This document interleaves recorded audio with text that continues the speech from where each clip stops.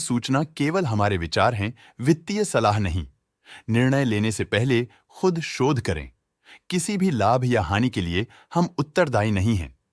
आज हम देख रहे हैं ऑर्किड फार्मा लिमिटेड के 2025-26 Q1 की standalone financial performance. Starting with the sales, पिछले क्वार्टर से सेल्स में -27% का डिक्रीज हुआ है, मगर कंपनी ने पिछले साल के मुकाबले मार्जिनल सेल्स डिक्लाइन रिपोर्ट किया, around -29%। Expenses -22% quarter on quarter decrease हो गए हैं, जो साल भर के -25% के डिक्लाइन के साथ अलाइन करता है। एक्सपेंसेस में डिक्रीज अच्छा है, लेकिन सेल्स में डिक्रीज निराशा की बात है। ऑपरेटिंग प्रॉफिट, जो पिछले साल के कंपैरिजन में -57.5% डाउन हुआ है, quarter on quarter around -59% decrease हुआ है। Operating profit margin (OPM) annual basis पे -5.5% से डिक्रीज हुआ है और पिछले क्वार्टर के कंपैरिजन में -6% से डिक्रीज हुआ है। एक्सेप्शनल आइटम्स को ऐड करके अदर इनकम पिछले क्वार्टर के कंपैरिजन में लगभग 1.5 गुना बढ़ गई, बावजूद इसके ईयरली ग्रोथ 105% हुई है। इंटरेस्ट एक्सपेंसेस पिछले क्वार्टर से -18% डाउन हुआ, लेकिन ईयर ओवर ईयर डिक्रीज -6% हुआ है। डिप्रिशिएशन कॉस्ट्स में क्वार्टरली -1% का डिक्लाइन देखने को मिला और ईयरली बेसिस पे 2.5% का इंक्रीज देखा गया। Profit before tax annually -37.5% decrease हुआ, लेकिन प्रोसीडिंग क्वार्टर से -35% डिक्रीज हुआ है। नेट प्रॉफिट ने ईयर ऑन ईयर -37.5% का डिक्लाइन दिखाया, लेकिन लास्ट क्वार्टर से -34.5% का कंट्रैक्शन हुआ है। इस क्वार्टर के दौरान कंपनी का परफॉर्मेंस इतना अच्छा नहीं रहा। नेगेटिव नेट प्रॉफिट लॉसेस को इंडिकेट करता है।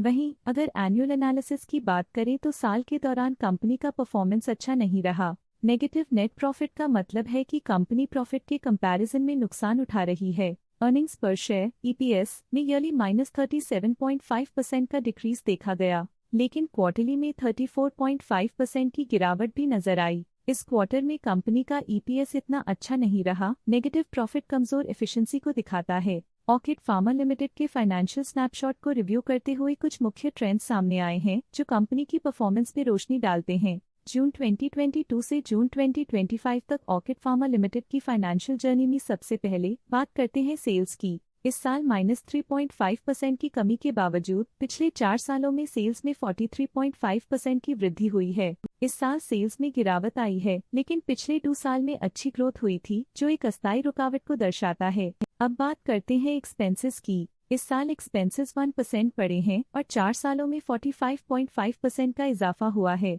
इस साल हालांकि एक्सपेंसेस सेल्स से थोड़ा ज्यादा बढ़े हैं, मगर ग्रोथ रेट्स का करीब होना स्टेडी ऑपरेशनल कॉस्ट को दर्शाता है। इस साल ऑपरेटिंग प्रॉफिट -31% कम हुआ, लेकिन पिछले 4 सालों में 28.5% का इजाफा हुआ है। इस साल ऑपरेटिंग प्रॉफिट में कमी आई है, लेकिन पिछले 2 साल की वृद्धि रेजिलियंस को दर्शाता है, जो एक अस्थायी मार्केट को संकेत करता है। इस साल नेट प्रॉफिट में -15.5% की गिरावट हुई, लेकिन पिछले 4 सालों में लगभग 12 गुना की बढ़ोतरी हुई है, जो कंपनी की मजबूती दिखाता है।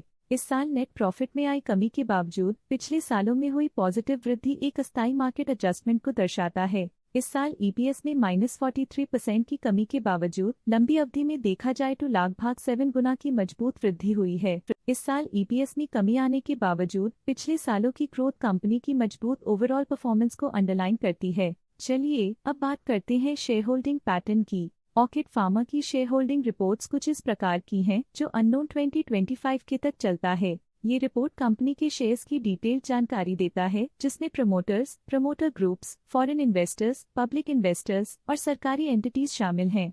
पब्लिक द्वारा हेल्ड शेयर्स का परसेंटेज 7.37% से इंक्रीज होकर 2025 के में 9.33% तक का इंक्रीज से देखा गया।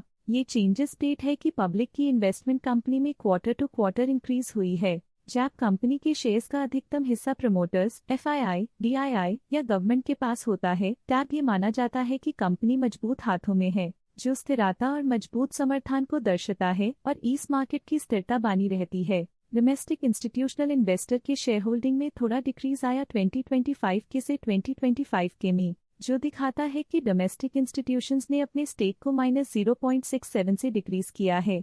फॉरेन इंस्टीट्यूशनल इन्वेस्टर्स की शेयर होल्डिंग में थोड़ा डिक्रीज आया 2025 के से 2025 के में, जो दिखाता है कि फॉरेन इंस्टीट्यूशंस ने अपने स्टेक को क्वार्टर टू क्वार्टर -1.29 से डिक्रीज किया है। जिसे पता चलता है कि उन्होंने अपनी इन्वेस्टमेंट्स को पुल बैक किया है।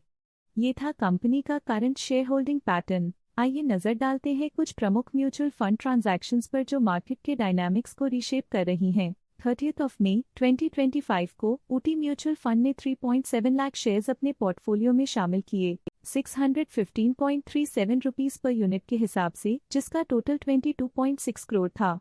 उम्मीद करते हैं कि इस क्वार्टर के म्यूचुअल फंड डील्स का ये विश्लेषण आपको पसंद आया होगा और उपयोगी लगा होगा।